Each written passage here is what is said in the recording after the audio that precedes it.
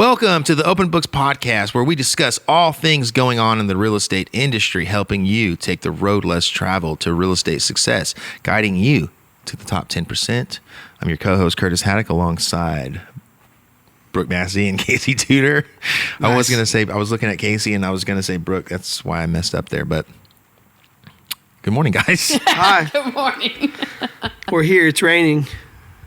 It is. Oklahoma feels like every state at some point. Oh, yeah, and sometimes like all in the same. It's Seattle. Oh, yeah, at some point during the year, except for, well, yeah, no, I think it does feel like every single state. You're right. You can get anything here. You can. Except you just don't get the Colorado summer evenings here. I'll tell you that. That's for sure. You don't get any of the pleasantries. No. The other states. When it snows, it also ices. Yeah. So that's not fun. I used to tell Snowing people, is cool, but ice, snow. I always told people that Oklahoma is way much colder, much more colder. It's colder than Colorado. And people would always look at me like I was crazy. Are you kidding me? It's because they think of Colorado and they think snow. Yeah. And I'm like, yeah, but it would snow, and then literally 2 hours later, it would all be melted. Yeah, the sun's out. Yeah. Is it windy there? Except for in the shade. Not as much as here. Not even close. That's why. I mean, right. the wind is brutal. And the humidity has a big part of it too. Because when it does snow here, it ices. Mm-hmm. So it feels the temperature is way less than what it actually is, and so everything ices. And then ice takes a lot longer to melt than, fluffy snow. Right. I know, but that's when Brittany and I went to Colorado, we thought it was funny because you could tell everywhere that it was shaded because there'd be like little random spots of snow everywhere. And so they would just never melt. And it's like, it looked like it just snowed, but then not really. Because, I don't know, it was interesting. You guys, that happens a lot. This was a great icebreaker for our episode. But I will say about, this is not a good thing about Oklahoma, but because whether it's snowing, icing, raining, people can't drive. Yep. They're afraid of precipitation. Like, we are bred for this, and then they can't drive. Wait, we are? Oh, because we grew up in it? Yeah, we're born here. We're used to it. I don't know. I just don't get it. I don't get it either. These are the reasons you should not move to Oklahoma. In the next future episode, we can talk to you about why you would move to Oklahoma. I'm convinced that's why, the people are nice in the way that they are. Because if the people weren't nice, then there would be no reason to live here. I kind of like the random weather changes because I wouldn't want it to be the same thing all the time. Well, there's always a few people that would still want to live here. You get all four seasons in one day. Yeah, I like the, because it's rainy right now. It's all gloomy, so we're all kind of tired right now. But then later it's probably going to be sunny and I'll be in a great mood. Yeah, it's weird because you'll come in with a jacket on and you wear it like all day because it's freezing outside. But then when you leave, it's like 80. And you're like, whoa, my gosh, what am I doing? You get in your car and you're like taking your jacket off, kicking your AC on. Yep. It's crazy. Anyways. What are we talking about today? Life, man. We're going to talk about some real stuff today. Some real stuff from the heart. Oh, explicit. Yeah. Work-life balance and kind of just our own personal lives and how we manage all that stuff when it comes to our families, it's not talked about enough, I don't think. I don't think so either. And I don't think people make it because it is very important because I think I've said it before, but you can't pour from an empty cup. So this is like more so about filling up your cup, and if what you're doing every single day doesn't fill up your cup. If your cup at home is not full, then how are you going to keep your business propelling to the heights that you want to take it? Right. And then also like maybe not every day, but we all bring home, they say leave work at the office and separate the two. But yeah, doing what we do is it's impossible. It's impossible because, you get calls late at night or people reach out for certain things or, whatever the case is. But also there's a lot of stressful stuff that we deal with and things that can, just come up randomly out of nowhere that can change your mood from a nice sunny day to a gloomy rainy day. Yeah. I told the client the other day because she always talks about how realtors make too much, and she's an investor of mine, and it's just kind of a joke, really. At this point, it doesn't really bother me. She feels how she feels, and I told her, I said, you know what? I was like, I would sell real estate for way less than I do if no one ever called me before 9 or after 5. Yep. No one ever called and complained about something. If everyone did everything I told them to do when I told them to do it. Yes. And I got paid for the work that I did. Regardless if they close, I'll do it for less. Yeah, you going to pay me for that? But no, that's not how it works. Yeah. No, and if people want to wait till 6:30 at night to call me. They want their cake and they want to eat it too, man. Yeah, and they want to call you at 6:30 at night, which is fine, but they want what they want now. And it's like, man, you waited all day to tell me that you needed this now? All that is fine. And it is fine because we get paid. We get paid. But then when you complain about our paychecks, that's when I have an issue with it, because people get paid for what they get paid in their industry whenever there is a need, like a need, or there's a few amount of people that can actually do it. So like you think, okay, well, there's thousands and thousands of realtors. So everybody knows there's tons of realtors out there, right? But what they don't know is that, like we talked about at the beginning of this podcast, only 10% of them actually will succeed at it. And so you think about the population, what percentage of the population becomes doctors, becomes lawyers? Not trying to say we're comparable to doctors and lawyers, but what I'm saying is that they get paid the big bucks because not very many people are willing to put forth the effort that it takes to go to school and to go learn how to be a doctor and a lawyer and whatever else has, few people doing it. 0.29% of people in the U.S. are doctors. So that's why they get paid what they get paid. Yeah. And so you talk about real estate, 90% of people who get into real estate fail. And by fail, meaning they get a license and they no longer have a license. They let it go. It goes inactive, or they let it lapse. It's for a multitude of different reasons. A whole bunch of different reasons. Not necessarily like if they couldn't go find the path or whatever. It could be emotional, or it could be financial, or it could be the work that they have to put. Personality, just having to deal with the stress of entrepreneurship. Yeah. I mean, some people have no clue how to mentally handle being self-employed. Right. Because being self-employed, it's a mindset. It's a whole other stress level. There's a meme that's like going around right now on Facebook and stuff. Everyone keeps sharing it. Just literally just talking about just that. Like the mindset of being an entrepreneur, basically. And how like most people like don't understand it until they actually do it, and they have no idea the difference between like maybe a 9-to-5 job and the stress level that we do as entrepreneurs. Yeah. I mean, the best way I can describe it is when you're in a 9-to-5 job, if you can just show up and you're going to get paid regardless of whether you know how much you care. Well, regardless of whether you hit your goals, whether you actually get the results or not, like you could have a stressful day at home or get terrible news the night before and mentally be drained. Well, you show up to work the next day and you just go through the motions and you get paid the same that you would get paid if you showed up ready just slamming to go. up energy drinks to get you through the day. Right.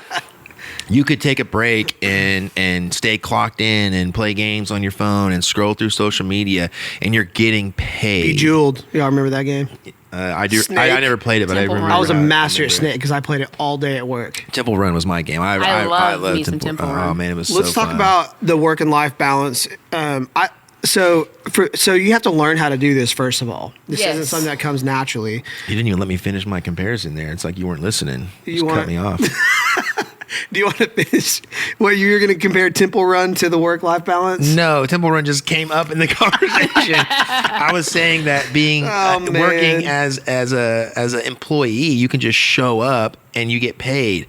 But as an entrepreneur, obviously the opposite is true. You only get paid for results. Oh yeah. So whether you get that. crappy news and you have a phone, like you have a fight at home with your spouse, or your kids are going through something, that someone gets sick in the family. Well, it does, like it doesn't matter. You got to go. You got to show up, and you still got to get results, or you don't get paid. And that takes a certain level of strength, I think, to show up day in and day out, and why a lot of people can't do it. Because there are those days when it rains, it pours. Oh yeah, that's right. It's raining right now. Puns all day long. Stick around. Where's our drum guy? Oh yeah, we need one. Well, we have the drums back there. Yeah. Okay, work-life balance, Casey. You're up, man. So thanks, guys. Let's Hi, my name is Casey Tudor, and if you need to buy a house, my phone number is 405-595-8902. Okay, so I feel like that wasn't enough numbers. And when he it was. And when he drops the ball, call me. That's right. And then I'll get a referral. I don't even need to say my number because everyone knows it. That's right. I feel like everyone's just gonna go look up my number because I didn't say it. Okay, back to me. Hello, hi. No, I'm kidding. So, so when you first get into the business or any industry that's you're self-employed on, it's like really it can never end. I mean, you can always grow it. You can always work on different areas where whether it's marketing, client relationships, follow up, top of mind, the actual sales portion of it, cleaning up all the messes, and so that stuff never goes away. And so you have to decide when you can and can't work. And to me, that's a daily battle. Like sometimes you have to you do different things on different days. Like some days it's like, I'm sorry, I know that we were going to do this or that after work, but like I have to just bury and get this done because it has to get done. Mm-hmm. Yep.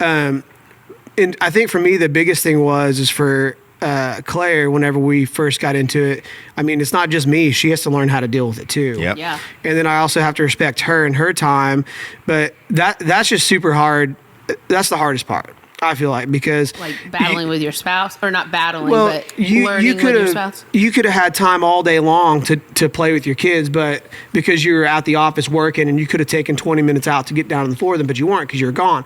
But then you get home and nobody needed anything until you sit down for dinner, and then you've been waiting on the foundation guy to call you back for 2 days. Yes. And your timeline's expiring, and you need to talk to him now. Well, you're getting up from the table and taking that conversation. Yeah. And I would say that you're having a supportive spouse, if you're married, is beyond valuable when you're doing this. And they can't just be supportive. They got to learn it. They got to learn to be supportive. Oh, yeah. And you got to work together on it. And it takes time too. And probably years, really. Yeah, and it takes a certain level of just a mutual respect for each other and sacrifice.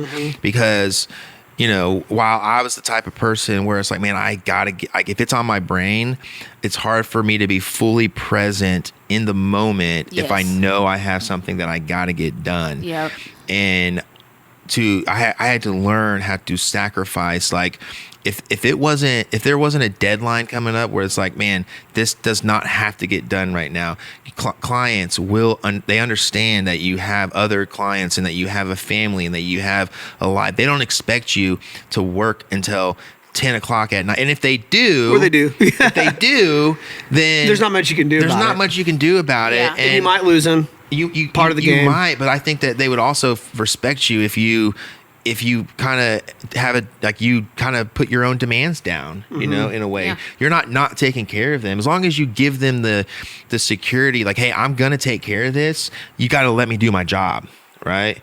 But I also have a family, and I'm not going to sacrifice my family time, or whatever that time is for our listeners, just because you want me to do it right now when it doesn't have to be done for another couple of days or whatever the case may be. But yeah, managing your time and prioritizing is huge. But when it comes to a marriage, like, the sacrifice it goes both ways. So to have a supportive spouse, we can't expect them to always be the ones to sacrifice and understand that we got to take care of business, because we have to be able to put business aside and take care of our families. Yeah. It's like, it's so hard, but you have to, like, teach your mind to force stop and force on certain things sometimes. Like, here's business, you have to turn it off so that way you can turn on family time and be there. And sometimes it's hard, but the more you do it, your brain's a muscle, and so you just got to work it out, and it gets better and better. And it may take a minute, but I like what you said, Curtis. Like, don't procrastinate things. So, like, always look at, like, what do you have to get done today, timeline wise? Like, what kind of responses are you waiting for? Like Casey's talking about, anything like that. Who did you say you're going to call back today? If you said any of those things that said today, then make sure you get those things done, and everything else can usually be wait till the next day, because you're always going to have a forever going list of things to do. Mm-hmm. I think the why is important, and we talk about that a lot, right? Like, what's your why? But I think what we have to think of when it comes to like being married is like, what is your why as a couple? Yes. Because if those things don't, like, no one's ever going to be completely on the same page, because we're all different people, and we have different thoughts and our own goals. But like as a marriage, it's like, set those things aside. It's what are we trying to achieve as a couple? And so if Claire and I have been really bad about where Claire likes to just go spend money, she's not really thinking about the future and the money, whereas that's what I think about, but we don't talk about it enough. Yeah. And so I think there's always some friction. There can be some friction there because our goals aren't aligned to why am I working extra hours, or why am I trying to now build a different YouTube channel or start a podcast? Like, why are you doing all this? Yeah. And I'm not getting paid for any of it, up front. Yeah. And so it's a challenge. And if they understand the why, and if they're on board with it, it can make it easier. Yeah, I think you have to communicate, and sometimes it's like my struggle, and Brittany and I do really good at it, like, because I go fast, and so I'll just be in my head, and then I'm just working, but then I forget to stop and communicate to Brittany, hey, these are all the things we're doing and why we're doing it, and blah blah blah. And so, and I can see like the separation where, because she's like, not necessarily like I'm leaving her behind, but it creates a disconnect. It's my fault. I haven't like brought her caught her up to speed so she understands. And then as soon as that happens, then we're good, and then we just we go on from there. Oh, okay. So Brooke, you mentioned early on in the episode is you gotta fill your cup up, right? And you can't pour from an empty cup. So, when it comes to like work-life balance, what are things that you do to fill your cup up? It's kind of hard to say. I know. I probably need to do. I know it's vacations. I mean, it's kind of hard to say. Oh, I know. Well, it's vacations. What I was going to explain is like I need to do better at things every single day, and I think Brittany and I are working on together things that fill each other's cups up too. We always say like, how can I make you 1% happier today? I got some ideas. Well, of course. No, that's good. April and I try to ask each other, is there anything I can do for you today that would make your day better? Yes. That's, yeah, well, you say it differently, but no, honestly, vacations is it for both Brittany and I, like just how we operate on the daily. And then when we go on vacation, it's like, we're just two completely different people. Mm-hmm. And so that's really our time to really fill our cup, and it just slows life down, and to make you really appreciate too, and look back at what you have been building and doing, because otherwise you forget those things if you're just working in it every single day. Casey, you and I mean, we can only speak from our own, experience and the households that we have, but I'm sure that you can relate to the thought of just a busy house. I mean, we got kids. Mm-hmm. Not only are we dealing with the dynamics of marriage, but we're dealing with the dynamics of being parents. Of all they do is eat. I have fur children. Right, okay, right, yeah. It takes time to feed them. Yeah, but dogs, right? And cats. Oh, well, yeah. Gross. Okay, we're not talking about cats on this podcast. Oh, we are. Yeah. But I mean, like trying to balance all of those responsibilities, I think, can be challenging. Oh yeah, and something I for. can only imagine. Well, I mean, I think that really like.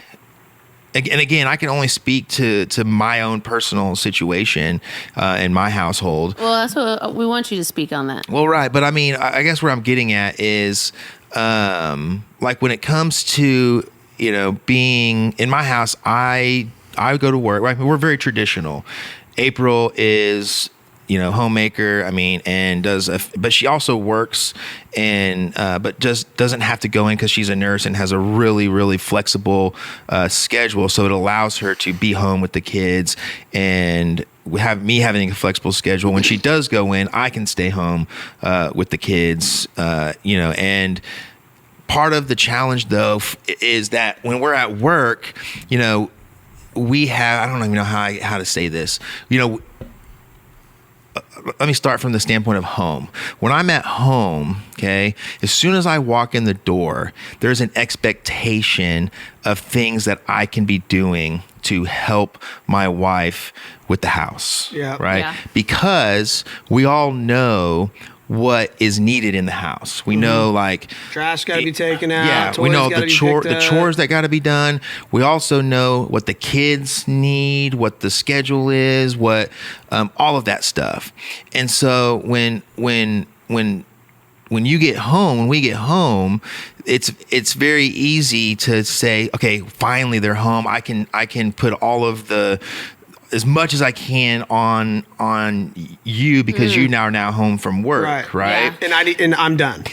Right, and I'm done. Whereas, we feel the same Which is way. totally justifiable. It is, because I've been the one to stay home, and it's not fun. It's not fun at all, and it's very, very, very difficult. I could never do that as my full-time job. Because I feel like though they'll never accept us admitting that.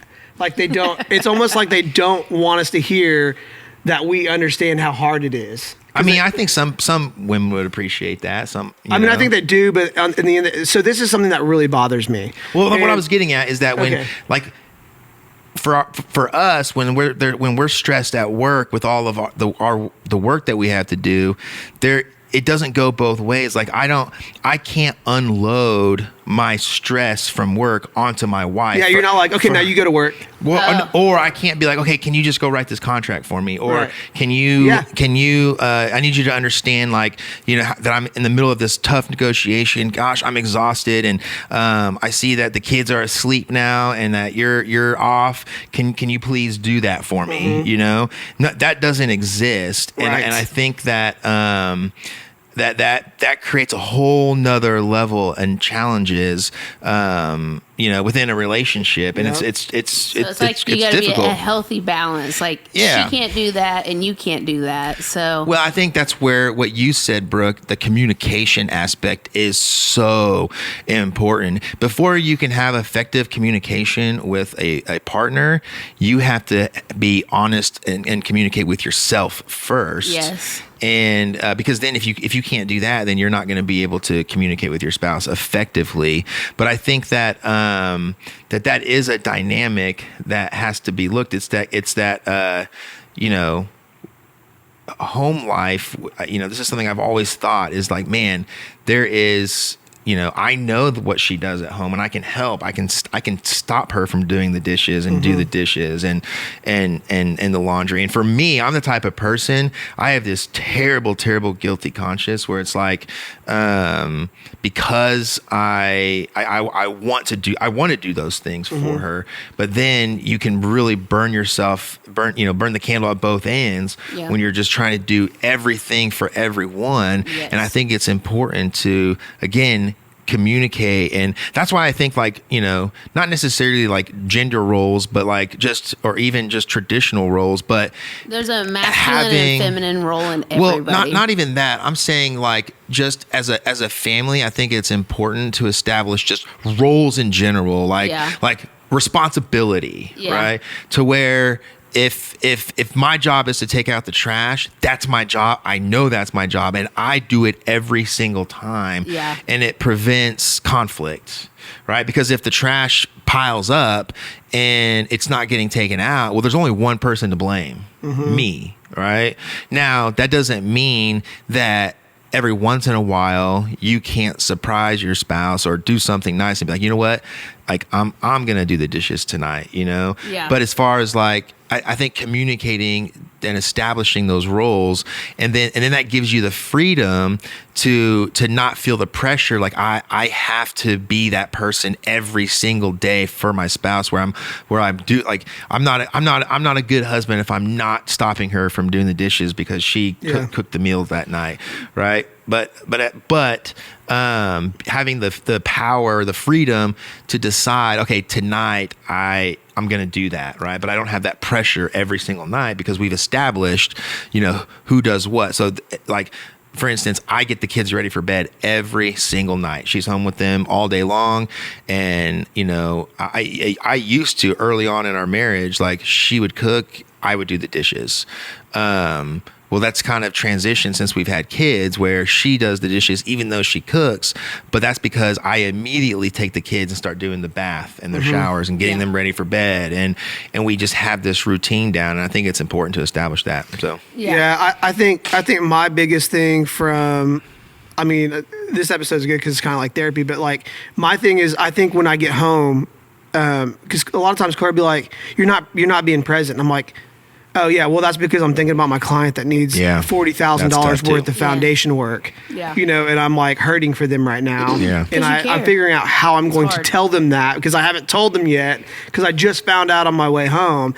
So I think for me, I've not communicated well when I get home. It's like, okay, this is what I'm anticipating for the evening for my work.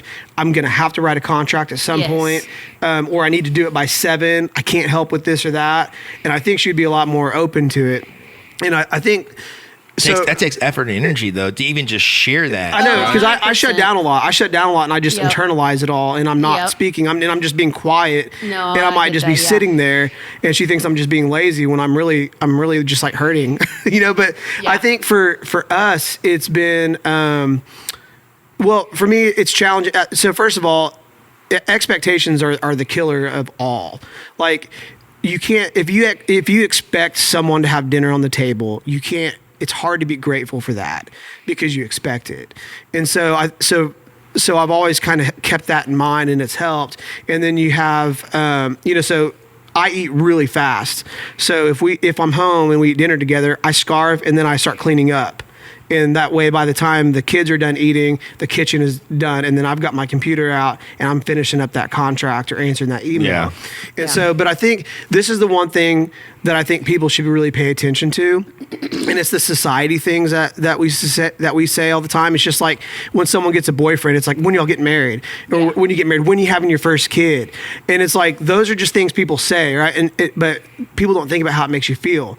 So we had some friends over the other night, and she was talking. This girl was talking about how her husband travels Monday through Friday. So basically, I'm a single mom. That's what she said. So I'm thinking, I understand what she means. Yeah, no, 100%. Right? But what she doesn't understand is the perception of how she's completely disregarding what her husband's doing for her family. Yeah. He's sacrificing his time away from his family so that he can put money in the bank account so she can go be a homeroom mom at the school. Yeah. That doesn't pay. Yeah. So you can go be free and have your time to raise kids when you want to. Because if you ask her, the alternative is, okay, he can find a job that stays home, but now you have to go to work and support the income that's being lost by him not being gone. Yeah. And if you ask her, would you choose to do that? The answer would be probably no, right? I mean, I'm assuming. I don't know. And that's my biggest rub is just like when I hear people, and I've been guilty of that. Especially when I was younger, it's like, oh, women this, women that, and it's just all the typical things, you say, and it's like everyone.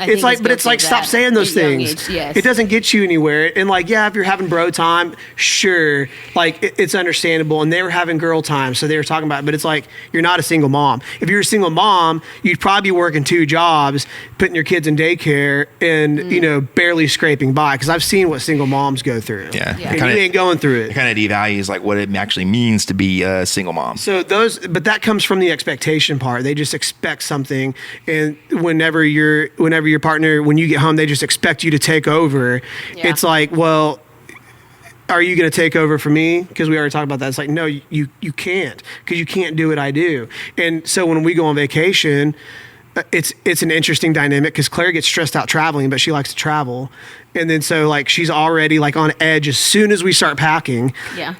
And then I can't enjoy the vacation because I'm thinking about work and the missed opportunity and the things that are going to pile up while I am gone. What do you do to fill your cup? I make myself busier. so understandable.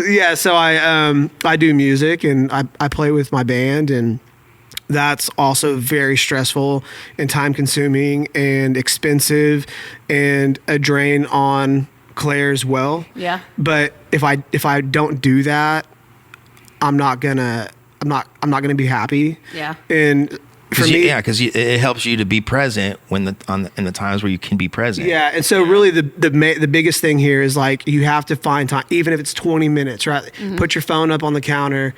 Do not disturb is the best invention. Hang out with your kids for 20 minutes, and that's really all they need. I mean, because in a perfect world, you want to be the family and your spouse all the time.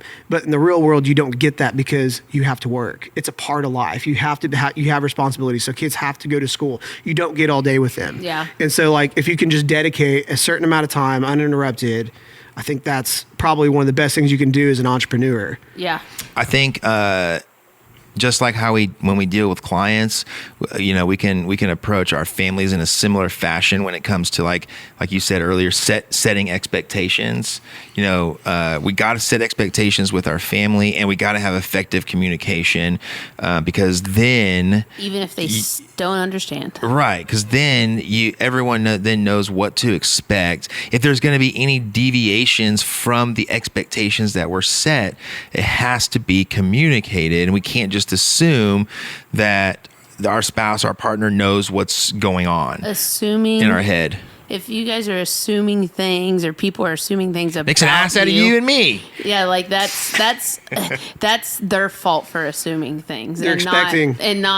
Because really they're creating a false vision of you in their head, and there's nothing you can do to control that at that I was point. more or less saying, even from our own perspective, assuming that they know what we're thinking and know what we were even wanting to do. It goes both ways, 100%. And so assuming everything. Yes, I think setting expectations is key. And so one of my expectations, like you said, the do not disturb is a lifesaver. It really has been for me too. Like my family time, I do my absolute best to get home by 6:00. My kid, Kaysen, he's only 1. He goes to bed at 7. We've kind of pushed it to like 7:30 because he sleeps longer when we do that, we've discovered.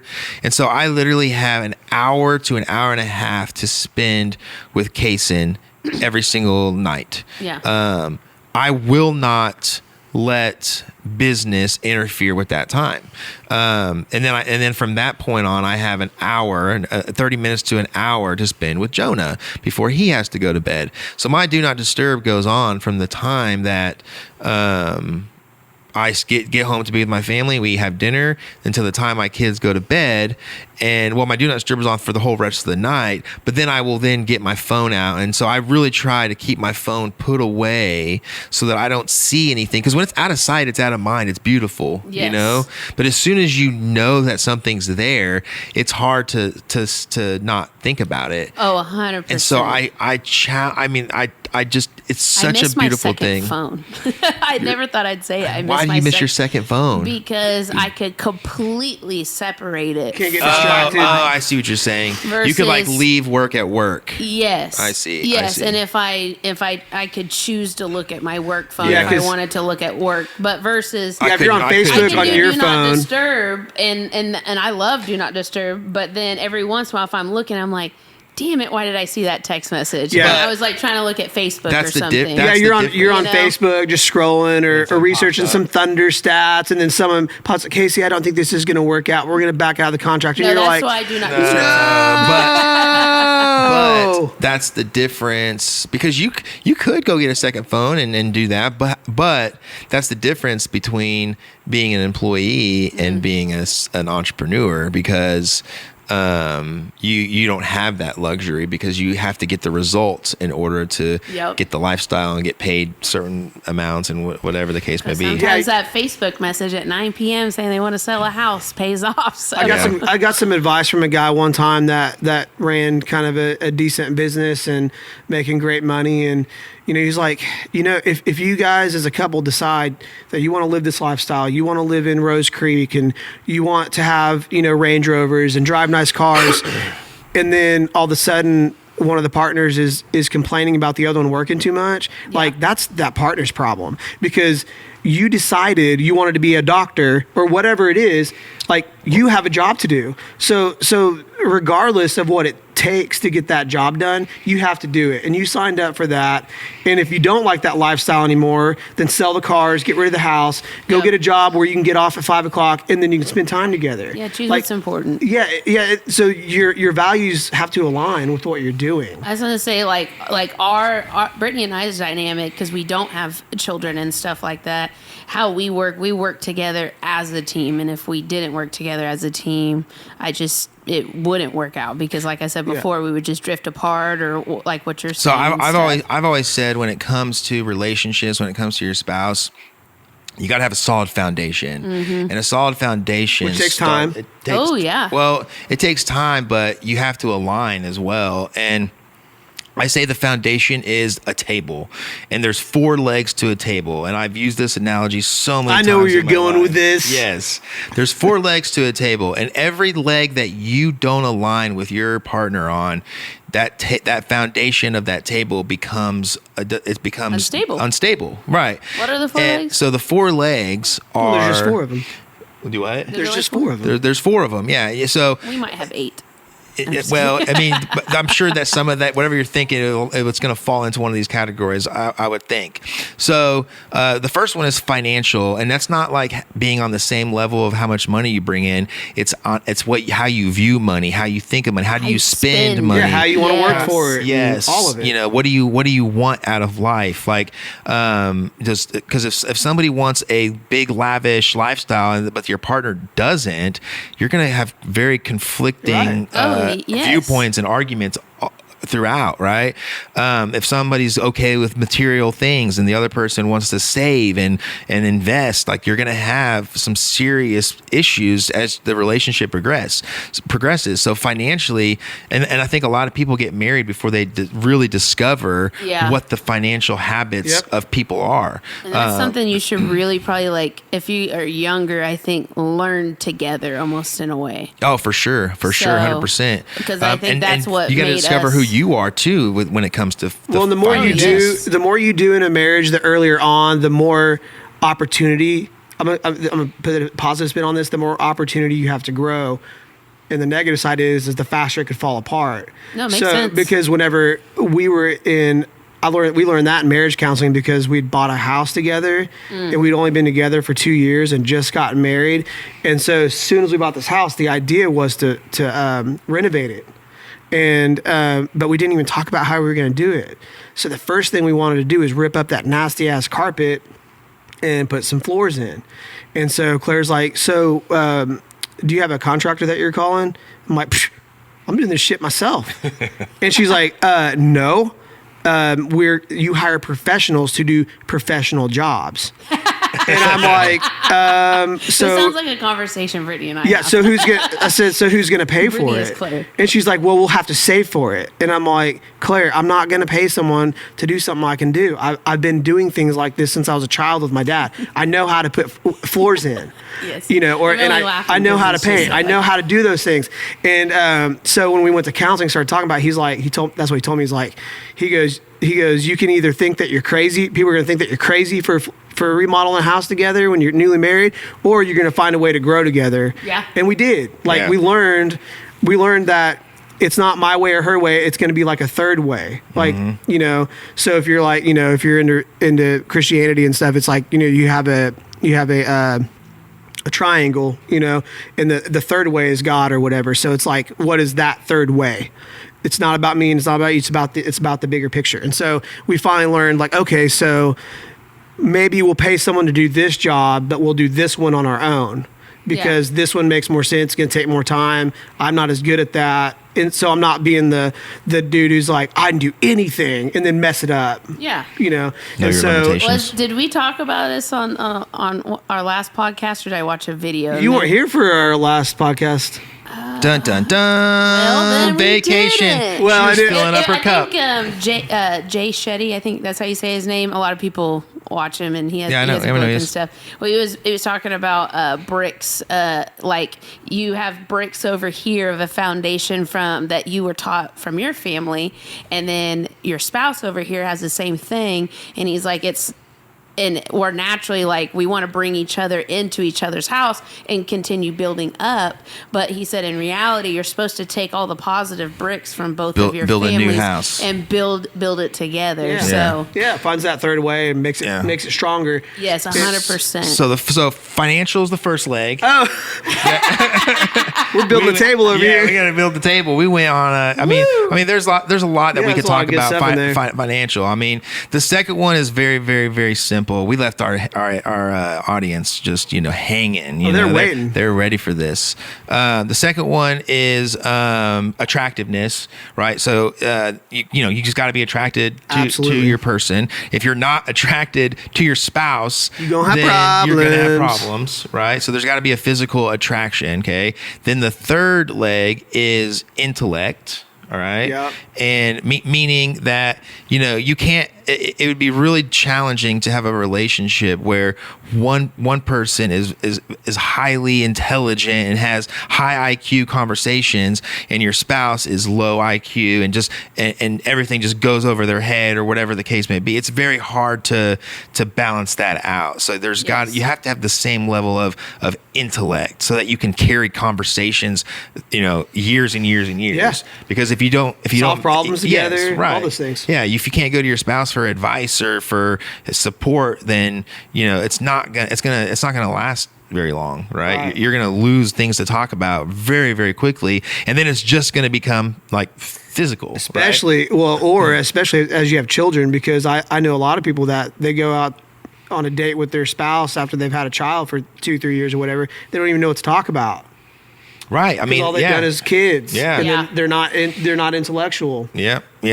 And then the last leg to the table is spiritual. So, Matt, I can't tell you how many, if you've watched any of the reality TV shows where people are getting married and Married at First Sight, or what's the Love Is Blind, all those ones where they're getting married. Not that I watch those shows, you guys. No. Not at all. Just kidding. I do watch I'm those so shows. glad those conversations stopped before our podcast. That's so funny. But no, they end up getting matched and getting married so quickly to somebody that has a completely different view on religion and or a different spirituality or whatever it is.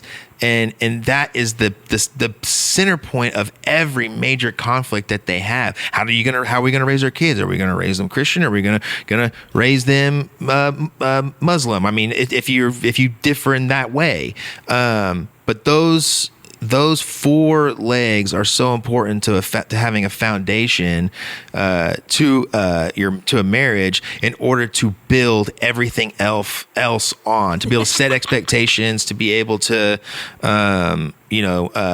communicate effectively. It's hard to communicate with your spouse if you're not even on the same wavelength when it comes to intellect, like we talked about. Yeah, that's really deep. That goes really deep too, because you can have two people that are very Christian and believe all the same things and say they're the same denomination and everything aligns, but then their heart doesn't actually believe that or live that life, which causes another slew of problems of secrecy and lies. Yeah. And so it's my kids, I want them to understand that the best thing you can do in life is be honest with yourself, which we all struggle with. Yes. Be honest with yourself, be kind to other people, and love your neighbor, and don't the Bible talks about all this stuff. It's like pull the thorn out of your own eye, and it's like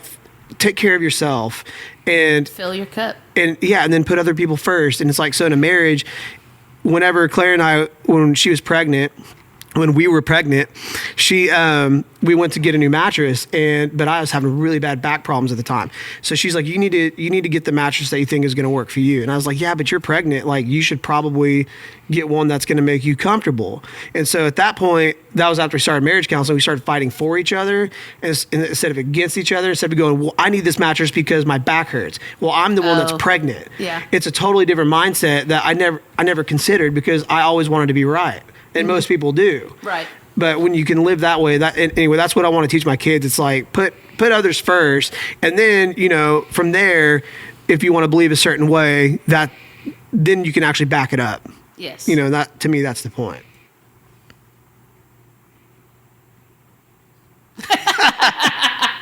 Podcast is over. No, I'm kidding.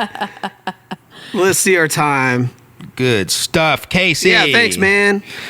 So we got, what else we have? I mean, we hit on every topic that we wanted to. I mean, is there anything else you guys want to touch on in this episode? Yeah, we need to talk about families with same-sex marriages. Oh, that's not in this episode. Yes, it is. It's right here. Is it? You wrote it. Well, challenges as a family. I mean, is there anything that you could share with your audience? Like, is there any challenges that you think that you might face as a same-sex marriage that other people might not understand or might not face when it comes to business, when it comes to I could imagine the stress that you might have to bring home. I mean, have you ever felt like people, I don't necessarily want to say discriminated against you, but either disrespected you or decided I'm not even gonna even entertain giving my business to Brooke because of who you are? Has that ever happened and affected your home life? But you may not know. Honestly, Go ahead. Would you say be honest? No, I was saying, but people. Let's be honest. I was saying, but people don't tell you about it. Is what I was going to say. Yeah, I don't know, and I don't think anyone would admit it to me if so. But for the most part, that has not really affected me in this career yet. So, that's good. Yeah, that's really good. And we have the alliance. That there's obviously an alliance for a reason. Oh yeah, and to support. And I've honestly just learning a lot just because I've always heard of people struggling, but it was more so of a cry to me type of look at me type of cry, and so I never really. I was gonna say because you're not a victim either. I'm not, and so that's where I because I grew up in a very, very small school where I did see those things. I wasn't a lesbian yet, but I knew lesbians in my school, and they would like I remember the one girl being completely heartbroken because she couldn't bring her girlfriend to prom, type of stuff, and thinking about those things or whatever. But so I just never faced those things. So it always looked like a attention-seeking type thing. But now being part of the alliance and just learning on a whole national level, the issues and stuff that are out there that really are. So it kind of makes me feel like I do need to stand up because I'm a person that I could be influential to a lot of different people because I'm standing up here and I'm doing what everybody wants to do and I'm not getting discriminated. So I just want to be a stance for other people. That could be powerful because you can pull someone out of that potentially. I mean, it'd be up to them, but you could encourage them to step out of that victim mindset. In fact, when you do that, I mean, there's statistics and hierarchy. In nature, there is hierarchy. Oh yeah. I mean, women look for the tall, handsome man. Men, the smart guy that makes money to propel life, and guys look for the most beautiful woman, and it's all in nature.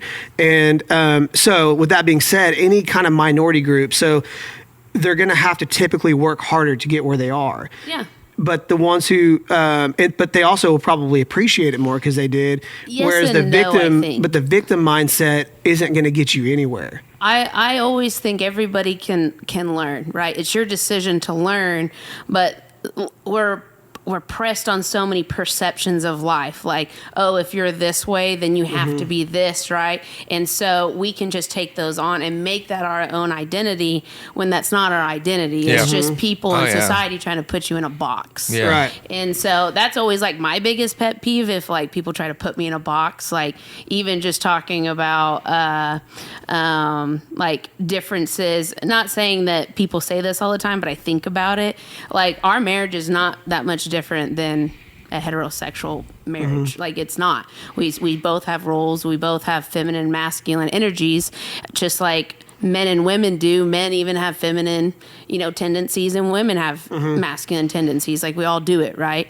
So it's the same thing for us. It's just we're two women. So well, and then like you said, society puts certain expectations and or pressures on how you should act and be, like, because a man acting out in his feminine energy, that could make him feel a certain way, when it's like, no, like everybody does it. We all have certain tendencies, and to me, I just think people are people, and I could say I could probably have gotten that because I've always been a more masculine woman, right? Even before I came out as lesbian or whatever, and so I could probably definitely see that too, because from being from a very small town and stuff like that, and people are like, "Oh, you're masculine." It almost it was looked upon negatively in a way. Yeah. But it's not negative. It's not a. You just are who you are. Yeah, I am who I am just because I walk or move my arms a certain way and I work hard. Well, your legs, the way you move your legs, you should fix that. I know. Yeah. Shit.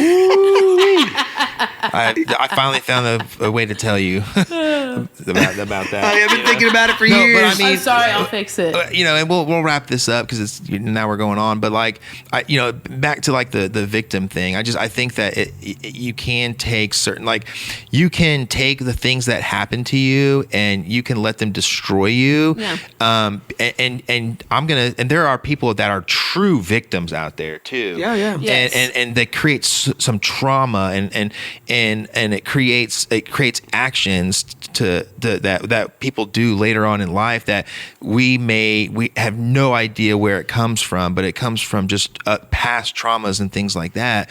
But we can either be a victim and let those things impact us, or we can make the decision to easier said than done, of course, to not let those things define us and be who, because we all have certain stressors and things that happen to us that cause trauma, but it's how do we respond to it. I learned something. I just heard something like a week ago that was very, very interesting. And a lot of times when we are doing something like to somebody else, like we're acting out of a result of somebody wronging us at some point, right? Yeah. And so it's so important to kind of try to figure out, like, okay, where was I wronged in my past that is causing me to lash out or to treat people a certain way? And when you can figure that out, then you can start to work on it and build your character off of that. And so I think it's so important to have grace for people, because we all do it, and to try to help people when they do things that may not be seen as positive. Yeah. It's hard to love if you haven't been loved. The thing that I think scares me the most as far as like being lesbian and being out here in the real estate, not necessarily a challenge, but I think more so not a trauma that's necessarily happened to me, but to others. And I just care about other people. And so I think if anything, I'm just scared because I don't want to be in that situation, because I probably would go off on somebody. But I think sometimes, like if I'm dressed like this with my backwards hat and I go into an appointment, what if they're like a super homophobic type person? Yeah. And I just don't want to run into that, because I don't know what I would do. So I'm always fearful for that. But then I always just try. I'm like, at the end of the day, I don't give a shit. Yeah, don't let, because I'm like, I'm that's confident, that person's I know problem. my stuff. So, but there's always something inside of me that just worries about that, just a tiny tidbit. Yeah. But I think that we could also go and say that there's certain things that we all are afraid of or that we worry about certain situations. And I think that something that you could do, I have no idea if this would be helpful or not, but like I would just go ahead and start preparing. Like, I don't know if that's good advice or not, but like how would you respond if that happened, and try to shape how would you want that situation to go, and start preparing, because when it happens, we don't know our fight or flight response and how it's going to be. For sure. But, the only thing that we can fight or flight. Yeah. Because you don't know. Yeah. Until you have that experience, you don't know. But, I think sometimes it's good to maybe, prepare for potential experiences so that you can trigger a certain reaction a reaction that you want it to go, which at the end of the day, I mean, when it happens, it can catch you off guard and you just never know. Oh yeah. Because in this industry, honestly, like I've gotten paid more to be a lesbian than I ever have. That's awesome. I think but because people trust me. So it was funny because another agent of mine who is also lesbian, we did an open house, and I swear to you, we got like 5 phone numbers just because we are lesbian. Mm-hmm. So yeah, I think to wrap all this up, I think that really people have to understand what love is. And like I said, you can't really love if you haven't been loved. It's going to be harder because you don't have the example. But I think at home, to tie it together, when you're at home with your partner and trying to run a business, love is not just an action. It's not just a word. It's a journey. And it's going to be hard. Yes. And you have to be vulnerable, and you have to put that other person first. If both people put each other first and they can align their goals, I mean, it's hard to mess that up. Now that's the goal. It's easier said than done. Build others up. Build others up. Build your partners up. And if you support them, then they'll support you, or they should. It takes 2 to tango. If you're but if they don't support you, you should still continue to support them. And lead by example. Yeah, because sometimes it takes time and a little bit of work. Mm-hmm. You got to be patient with it. Yep. So one thing at a time. All right. Well, as we come to an end, I want to thank you all for listening. Please like, subscribe, click the bell, comment on our posts, and let us know what you guys think about our episode. Are we crazy? Are we right on? Let us know what you think. Any challenges that you guys have had that you want to share? We'd love to hear about it. Yep, let's do it. All right, so I am Casey. This is Curtis Haddock and Brooke Massey. And my last name's Tudor, by the way. I didn't say it. Casey Tudor, 405-595-8902. Thank you guys. Signing off. This is the Open Books Podcast.